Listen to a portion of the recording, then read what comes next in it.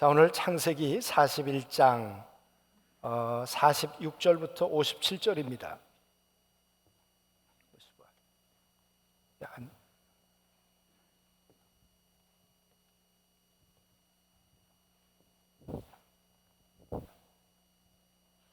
안경이 없는 것 같아가지고 46절부터 요셉이 애굽 왕 바로 앞에 설 때에 30세라 그가 바로 앞을 떠나 애굽 온 땅을 순찰하니 7해 풍년에 토지 소출이 심히 많은지라.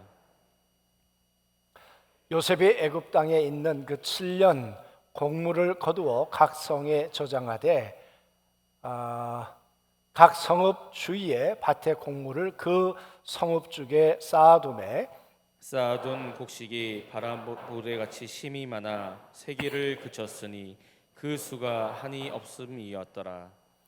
흉년이 들기 전에 요셉에게 두 아들이 나되 곧 요온의 제사장 보디발의 딸 아스낫이 그에게서 낳은지라.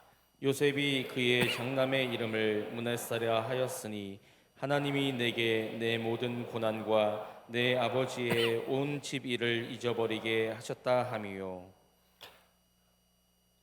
차남의 이름을 에브라임이라 하였으니 하나님이 나를 내게 수고한 땅에서 번성하게 하셨다 함이었더라. 애굽 땅에 7해 풍년이 그치고 요셉의 말과 같이 7해 흉년이 들기 시작하며 각국에는 기근이 있으나 애굽 온 땅에는 먹을 것이 있더니 애굽 온 땅이 굶주림에 백성이 바로에게 부르짖어 양식을 구하는지라. 바로가 애굽 모든 백성에게 이르되 요셉에게 가서 그가 너희에게 이르는 대로 하라 하니라. 온 지면에 기근이 있음에 요셉이 모든 창고를 열고 애굽 백성에게 팔세 애굽 땅에 기근이 심하여 각국 백성도 양식을 사려고 애굽으로 들어와 요셉에게 이르렀으니 기근이 온 세상에 심하이었더라. 아멘. 여러분 요즘 살면서 누가 옆에 있어 힘이 되었던 그런 이야기들이 있습니까? 정말 어렵고 힘들 때 누군가 내게 있어서 짐이 되는 사람도 있었지만 그러나 힘이 되는 사람이 있었어. 그런 사람들이 또 그런 일들이 뭐가 있었는가 그 말이에요. 몇 주 전에 몇 주도 아니죠. 뭐 한 2주 전에 제가 이 코로나 두 번째 걸려가지고 금요 기도회 때 못 나왔잖아요. 그랬더니 금요 기도회 때 할아버지 목사님이 못 나왔다고 예범이가 대성통곡을 했다는 거 아니에요? 저를 위해 울어줄 여인이 있습니다, 여러분. 예. 그 얘기 들으면서 얼마나 감동이 되든지 옆에 있어 힘이 되든지 제가 보고 싶어서 이렇게 만나러 갔다니까요. 여러분 옆에서 힘이 되는 사람은 돈만 가지고 하는 것도 아니더라고요. 능력이 있어야 물론 할 수 있는 거지만 돈 없고 능력 없어도 마음만 있어도 할 수 있더라고요. 그러니까 우리 주변에 만나는 사람들에게 하여튼 마음으로부터 옆에 있어 힘이 되는 그런 사람들이 되었으면 좋겠습니다. 또 하나 할까요? 28일 날 8월 28일 날 송정미 그 사모가 이 더빗교회 와가지고 찬양을 하지 않았습니까? 우리 이소영 사모님이 우리들보다 먼저 이제 하나님의 품에 안기셨습니다만은 투병하는 중에 송정미 사모의 음악을 들으면서 굉장히 위로를 얻는다. 그 이야기를 저희 집사람하고 통화를 하다가 얘기를 나눈 것 같아요. 그래가지고 저희 집사람이 송정미 사모한테 그 얘기를 전달을 했습니다. 그랬더니 그 얘기를 듣고는 송정미 사모가 내가 그 사모님을 위로하기 위해서 내가 오겠다. 얼마나 바쁜 분인데요. 그리고 그분 한 번 오면 또 경비가 만만치 않거든요. 그런데 자비량으로 오겠다. 그래서 28일 날 3시에 와서 1시간 반 동안, 물론 사모님이 아파서 영상으로 집에서 보았습니다마는, 그래서 여러분 시청을 찬양을 통해 그렇게 위로를 하곤 했습니다. 그것도 감동이었는데, 끝나고 그 집에 가서, 그 이소영 사모님이 누워 있는 그 집에 가서 직접 찬양을 하고 또 그랬다는 거예요. 또 감동이 되잖아요. 그런데 더 감동이 되는 건, 제가 끝날 때 저희 집사람한테 제 카드를 주면서 식사 대접을 오신 분들은 다 하면 좋겠다 그랬는데, 그날 식사비를 송정미 사모가 냈대잖아요. 그러니까 제가 얼마나 이 감동이 되든지 옆에 있어 힘이 됐습니다. 그래가지고 이거 신문에 좀 내면 좋겠다 그랬는데, 여러분 옆에 있어서 누군가에게 내가 가지고 있는 은사를 가지고, 소질을 가지고, 또 하나님이 주신 돈을 가지고, 물질을 가지고 힘이 될 수 있다는 것, 얼마나 행복한 일이겠습니까? 할렐루야. 다음 주에 우리 찬양하겠습니다마는 아마 솔로 우리 권사님이 참 안중에 내려오셔서 또 바쁘신 서울에도 하실 일이 많을 텐데, 이곳에 와서 실버도 찬양인도 지도해 주시고, 또 아마 솔로 올해는 좀 많이 성장했겠죠? 매년 조금씩 발전하고 있으니까 올해는 아마 더 많이 성장했을 거라고 생각하고, 하여튼 조금씩 그렇게 발전해 가도록 또 우리 권사님이 얼마나 애쓰시는지 모르겠어요. 옆에 있어 힘이 드는 일들이 우리 주변에 찾아보면 많이 있습니다. 그래서 누군가에게 이렇게 힘되는 삶을 우리 모두가 살아갈 수 있게 되기를 원합니다. 여러분 한번 생각해 보시죠. 내가 살아오는 날 동안에 나에게 힘이 되었던 사람이 누가 있을까? 나에게 짐이 되었던 사람은 또 누가 있을까? 또 반대로 나는 누군가에게 힘이 되며 살았을까? 누군가에게 짐이 되며 살았을까?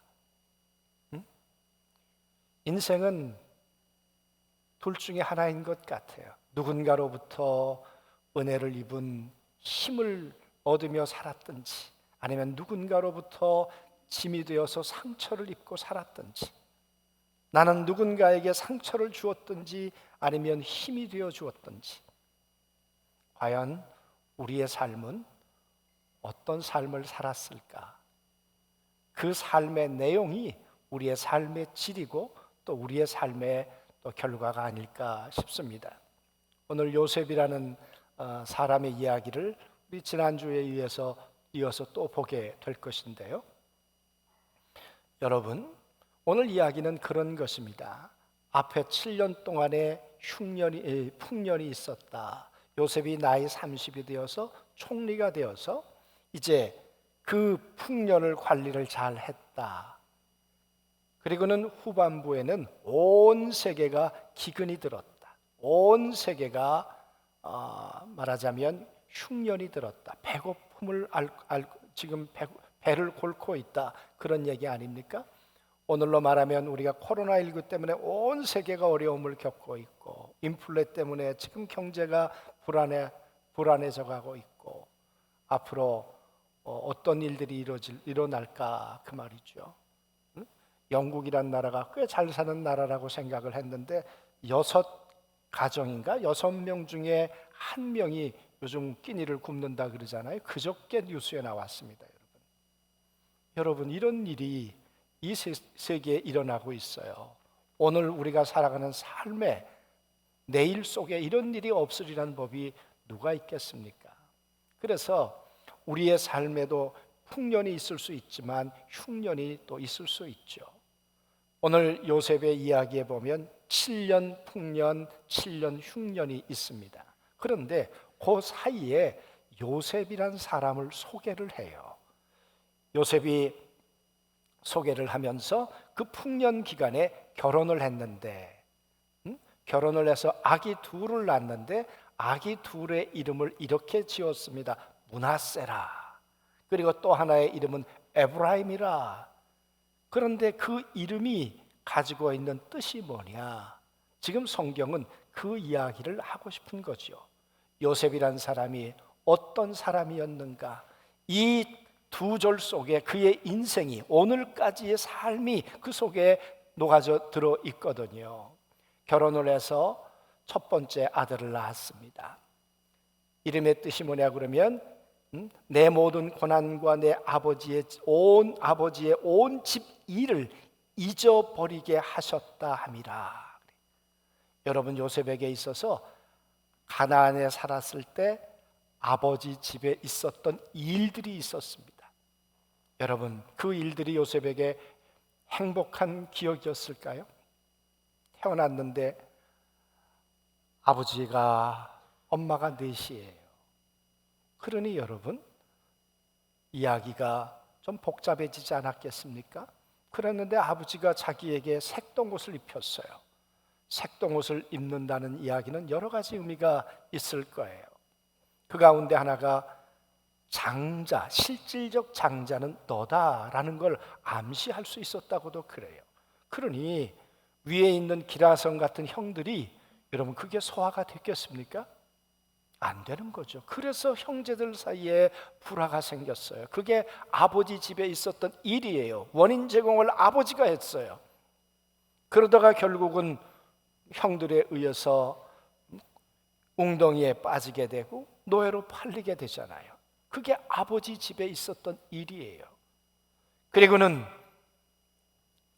가나안에서 노예가 되어서 이스마엘의 그 무역상에게 팔려서 애굽까지 내려오지 않았습니까? 그 말이 그런 얘기죠. 내 모든 고난과, 내 모든 고난.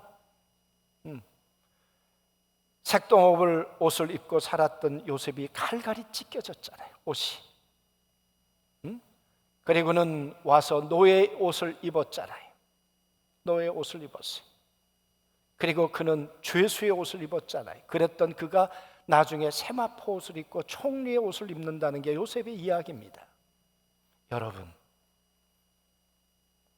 노예 옷을 입고 그가 살았을 고난을 생각해 보십시오.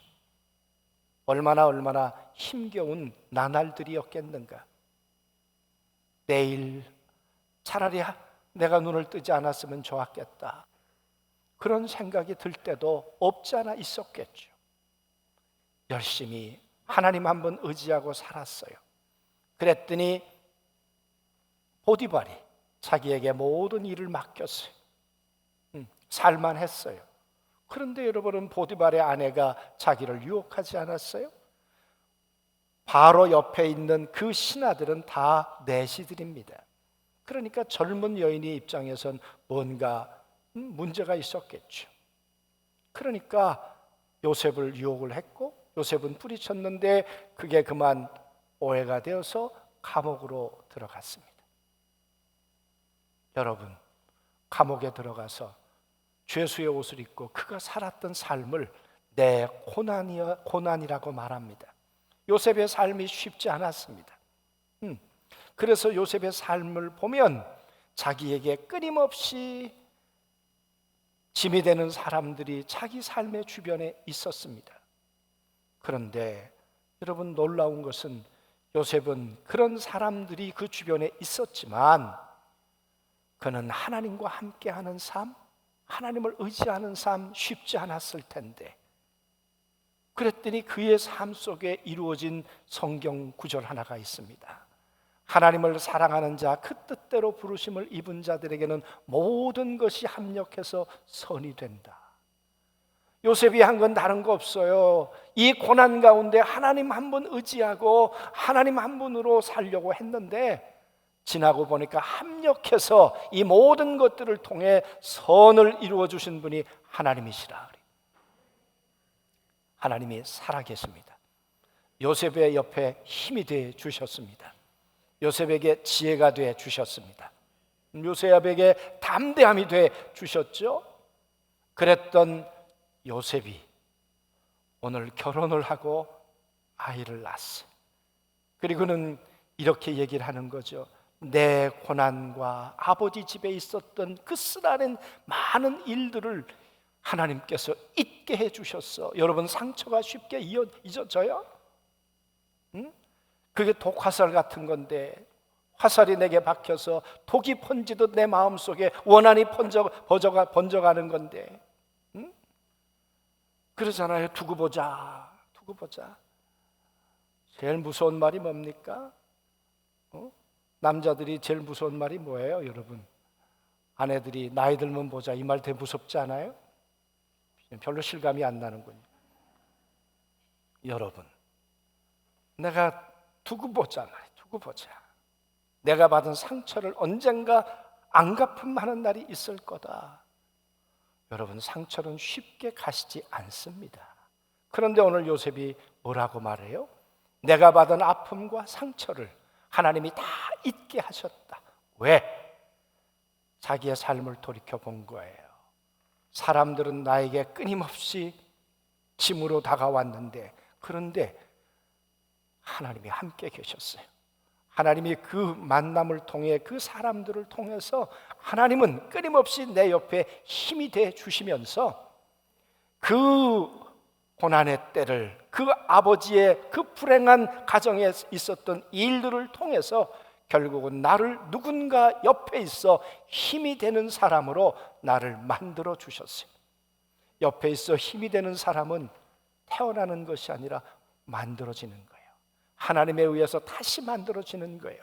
요셉이 그런 사람이었어요. 사랑하는 성도 여러분, 하나님은 지금도 여러분과 제 안에 그 일을 행하시는 줄로 믿습니다.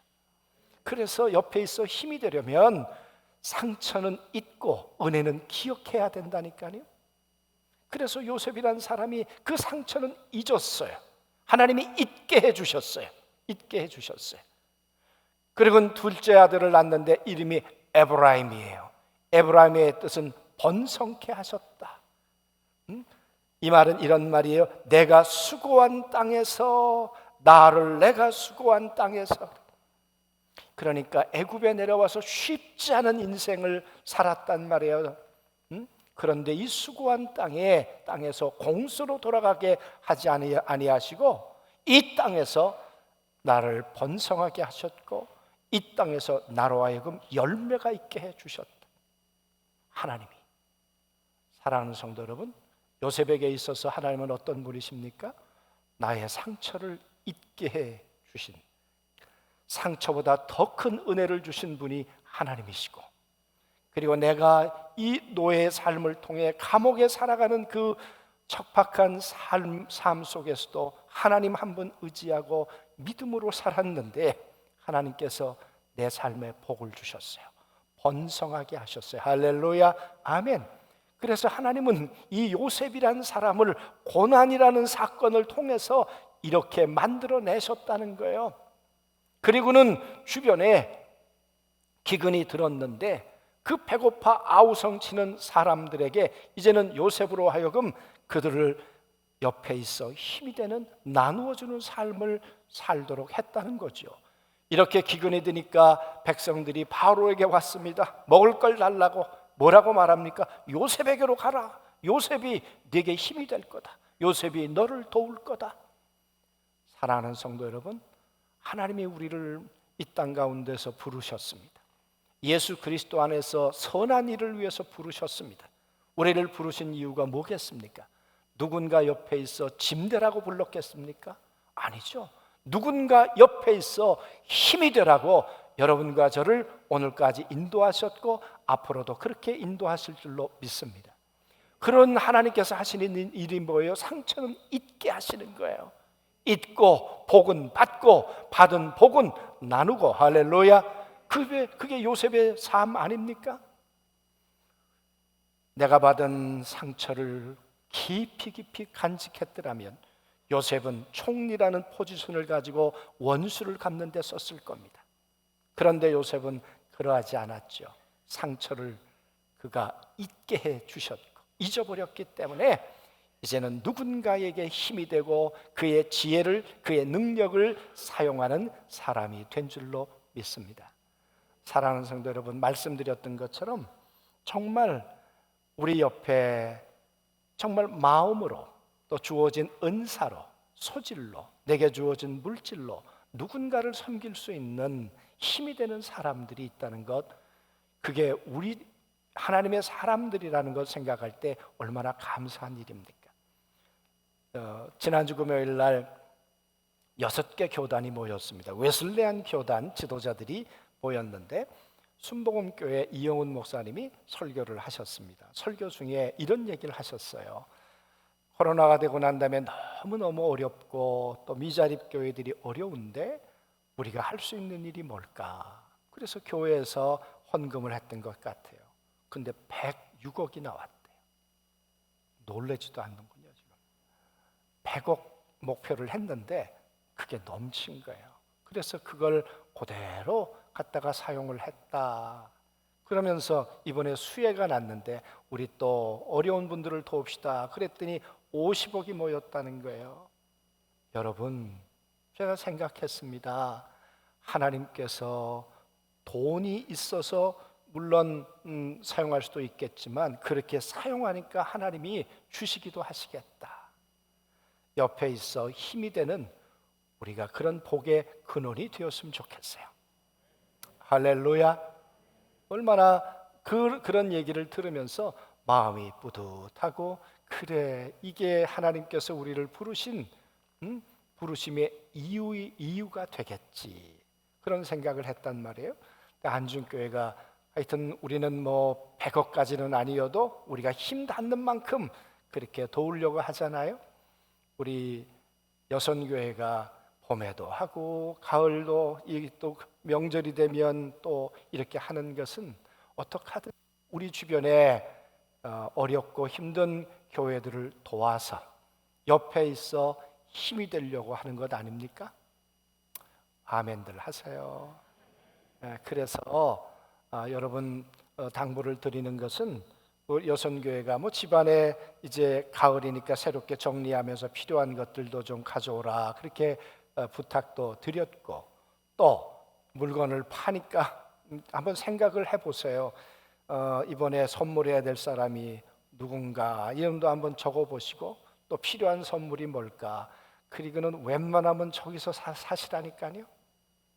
예, 사면 하나님도 좋고 우리 여선교회도 좋고, 나중에 그걸 통해서 주변에게 또 도움을 받는 분들도 여러분 큰 힘을 얻게 될 줄로 믿습니다. 그래서요, 여러분, 우리가 마음도 필요하고요, 우리가 지혜도 필요하고요, 또 우리에게 요셉에게 하셨던 것처럼 번성케 하셨더라, 우리의 곳간도 채워야 되겠더라고요. 제가 감독되고 난 다음에 여러분, 그 지난번에 취임식 때 끝나고 난 다음에 필요한 돈도 주시고, 그게요, 통장을 주시면 제가 교단에다가 통장에다가 그 돈을 다 맡깁니다.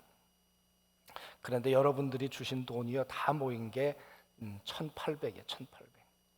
1,800만 원 가지고 문화사역 하는데 또 쓴 일도 있고, 또 하나는 그거 가지고 교회 건축하는 교회들 목사님, 사모님 건축 헌금 100만 원 해야 뭐 얼마나 되겠습니까? 그래서 그냥 목사님, 사모님들 반드시 이것 가지고 딴 데 쓰지 마시고 목사님, 사모님들을 위해서 쓰시라고.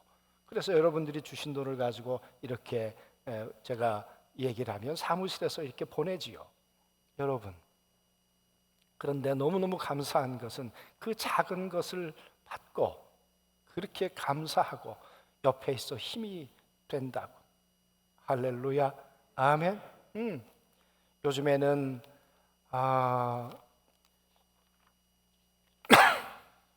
교회가 목사님들이 가셔야 하는데 교역자들이 부족해서 은퇴하신 목사님들이 가시는 교회들도 있습니다. 그분들에게 복날 식사하시라고 또 조그마한 거라도 보내드렸더니 난생 처음 받아보셨다고 얼마나 감사하시는지. 사랑하는 성도 여러분, 우리가 정말 마음으로부터 시작해서 하나님이 주시는 은사와 소실과 물질을 가지고 누군가에게 힘이 되는 그런 삶을 우리가 살았으면 좋겠습니다. 그러면 나도 좋고요. 그리고 그 여운이요, 얼마나 오래 가는지 몰라요. 그게 상처를 잊게 해요. 그게 다시 한번 나도 누군가도 힘있게 다시 일어나도록 만드는 삶의 원동력이 될 줄로 믿습니다. 우리 안중교회 모든 성도들이 옆에 있어 짐이 아니라 힘이 되는 성도들이 되시길 주의 이름으로 축원합니다. 아멘.